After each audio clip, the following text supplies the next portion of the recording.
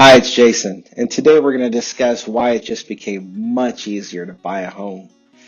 Well, since the pandemic began, Americans have reevaluated the meaning of the word home, and that's led some renters to realize the many benefits of home ownership, including the feelings of security and stability, and the financial benefits that come with rising home equity. And at the same time, many current homeowners have decided that their house no longer meets their needs. So they move into homes with more space inside and out, including a home office for remote work.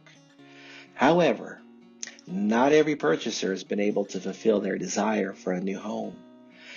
And here are two obstacles some of those homebuyers are facing, like the ability to save for a down payment and the ability to qualify for a mortgage at the current lending standards. Well, this past week, both of those challenges have been mitigated to some degree for many purchasers. The FHFA, which handles mortgages backed by Freddie Mac, Fannie Mae, and the Federal Housing Administration, is raising its loan limits for prospective purchasers in 2022. The term used to describe the maximum loan amount they will entertain is the conforming loan limit. So what's the difference between conforming and non-conforming loans? Well, Investopedia explains the difference in a recent post.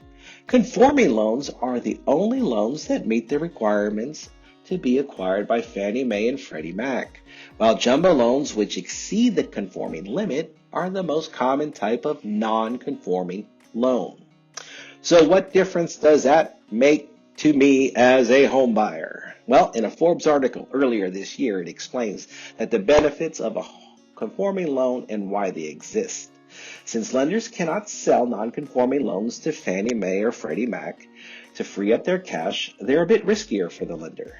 This is especially true for jumbo loans, which aren't backed by any government guarantees. If you default on a jumbo loan, it's a huge blow to the lender.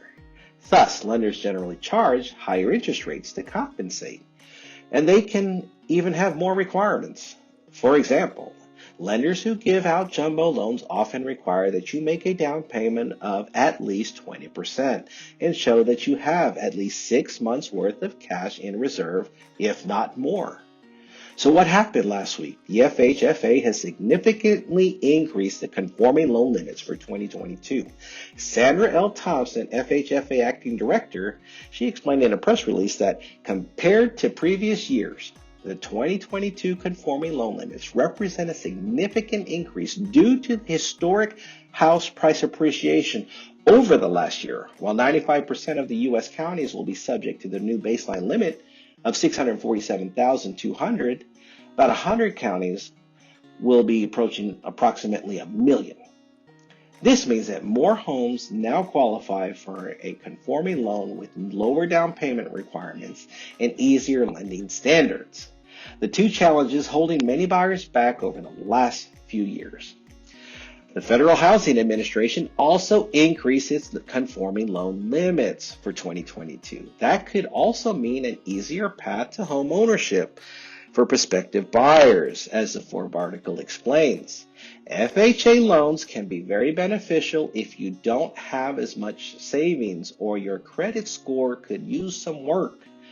Bottom line, buying your home, your first home, or your next home may have gotten much easier.